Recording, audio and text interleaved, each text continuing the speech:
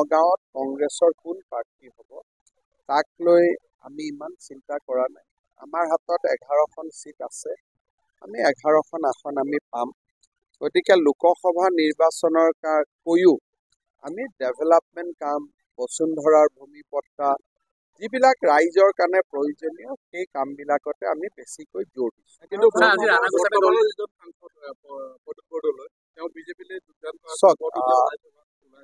নগাঁৱৰ বৰ্তমানৰ সংসদ কোন ধৰিব দিগদাৰ। নগাঁও নামটো আছে, সমষ্টিটোতো বদলি গ'ল।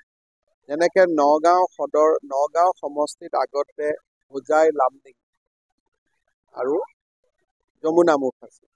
এতিয়া সেই বৰহমপুৰ আছে। সেই গোটেইকেইটা সমষ্টি এতিয়া কাজিৰঙাত।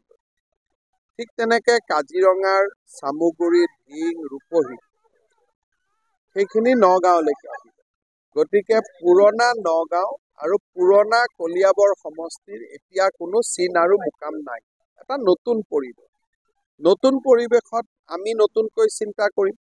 কংগ্ৰেছৰো নতুনকৈ চিন্তা কৰাৰ অধিকাৰ আছে, পুৰণিকো আঁকোৱালি লোৱাৰ অধিকাৰ আছে।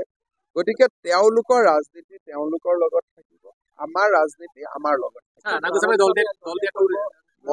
মোৰ হাতত কোনো খবৰ নাই, কিন্তু 26লৈকেতো মই ভাবোঁ যে কংগ্ৰেছৰ কাৰ্যালয়ত ৰকিবুল হুছেইন, ৰেকিবুদ্দিন আহমেদ, জাকিৰ হুছেইন চিকদাৰ, নুৰুল হুদা এনেকুৱা কেইজনমানক বাদ দি আৰু কংগ্ৰেছত কোনো নাথাকে। এইটো একেবাৰে ধৰি লওক যে কেইজনমানে থাকিব। মই যিকেইজনৰ নাম কৈছোঁ, 2-4জনৰ নাম পাহৰিছোঁ। ৰকিবুল হুছেইন, ৰেকিবুদ্দিন আহমেদ, জাকিৰ হুছেইন চিকদাৰ, নুৰুল হুদা, তাৰপিছত নামেই মনত নাই।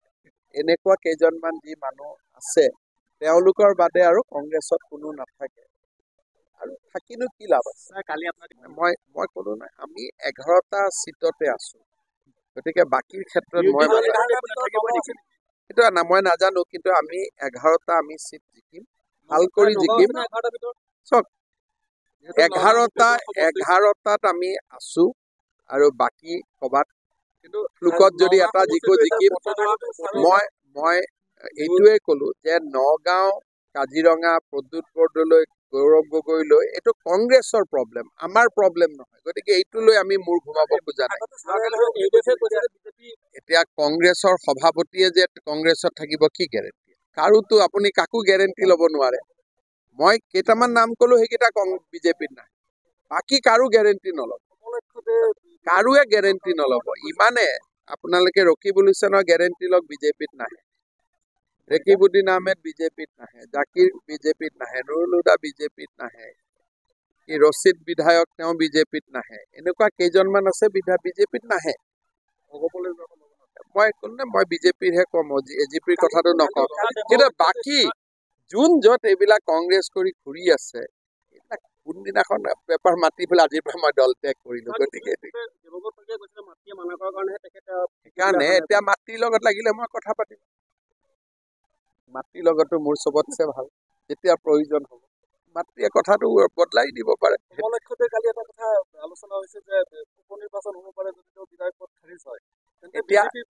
এতিয়া উপনিৰ্বাচন তেওঁতো বিজেপিত যোগদান কৰা নাই, তেওঁ চৰকাৰকহে সহযোগিতা কৰিছে। গতিকে চৰকাৰক সহযোগিতা কৰিলে উপনিৰ্বাচন বা বিধায়ক দল ত্যাগ হ'ব নোৱাৰে। সদনত কংগ্ৰেছক গালি পাৰিলেও বিধায়কৰ পদ নাযায়। কিন্তু যদি কংগ্ৰেছে কয় অমুকক ভোট দিয়ক, তেওঁ ভোট নিদিয়ে, তেতিয়াহে বিধায়কৰ পদ।